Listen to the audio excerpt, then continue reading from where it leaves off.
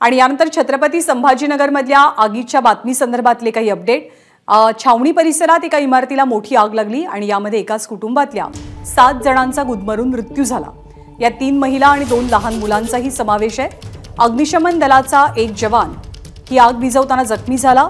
या आगीची काही सीसीटीव्ही दृश्य आता समोर आली आहेत। सगळ्यात आधी या इमारतीच्या तळमजल्याला एक कापडाचं दुकान होतं, टेलरिंगचं दुकान होतं असं सांगितलं जातं। पहाटे 3च्या आसपास मोठा आवाज आला, स्फोट झाल्यासारखा आवाज होता। आसपासचे काही नागरिक बाहेर आले, त्यांनी पहिल्या मजल्यावरती असलेल्या लोकांना याची सूचना दिली।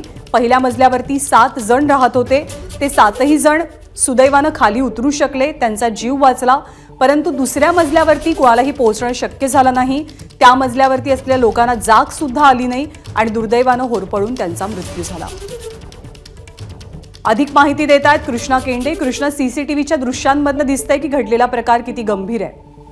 नाही, निश्चित अत्यंत गंभीर हा प्रकार दिसतोय। आपण सीसीटीव्ही जर थोडं बारकाईने पाहिलं तर आग लागल्यानंतर एक स्फोट देखील होतो आहे आणि बाहेर आपल्याला जर बारकाईने पाहिलं तर एक गाडी दिसते आहे जी चार्जिंगला आतमध्ये शटरच्या आतमधून एक वायर सोडून आतमध्ये लावलेली होती आणि जिथे ही चार्जिंग प्लग लावलेला होता त्या ठिकाणी ब्लास्ट झाल्याचं या ठिकाणी या दृश्यांमधनं दिसतं आहे आणि त्यामुळे अचानक मोठा स्फोट होतो आणि त्यानंतर हे आग लागलेली आपल्याला पाहायला मिळते आणि या दुर्दैवी घटनेमध्ये 7 जणांचा म्हणजे एकाच कुटुंबातील 7 जणांचा मृत्यू झालेला आहे। हे कापडाचं दुकान होतं आणि तिथेच टेलरिंगचं देखील व्यवसाय केला जायचा आणि त्यामुळे अचानक ही आग लागली आणि दुसऱ्या मजल्यावरचे जे लोक आहेत त्यांना मात्र वाचवण्यात अपयश आलं। या घटनेमध्ये एकूण 9 जणांना वाचवण्यात यश आलं, मात्र 7 जणांचा दुर्दैवी मृत्यू झाला आणि सीसीटीव्ही मध्ये आपण पाहतोय की कशा प्रकारची ही घटना घडलेली आहे आणि अचानकच साधारणपणे 3-3:30च्या दरम्यान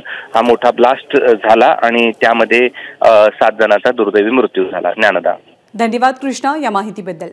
तर स्फोट झाला तेव्हाची सीसीटीव्ही दृश्य छावणी परिसरातली छत्रपती संभाजीनगरमधली या आगीच्या घटनेमध्ये 7 जणांचा गुदमरून मृत्यू झालाय।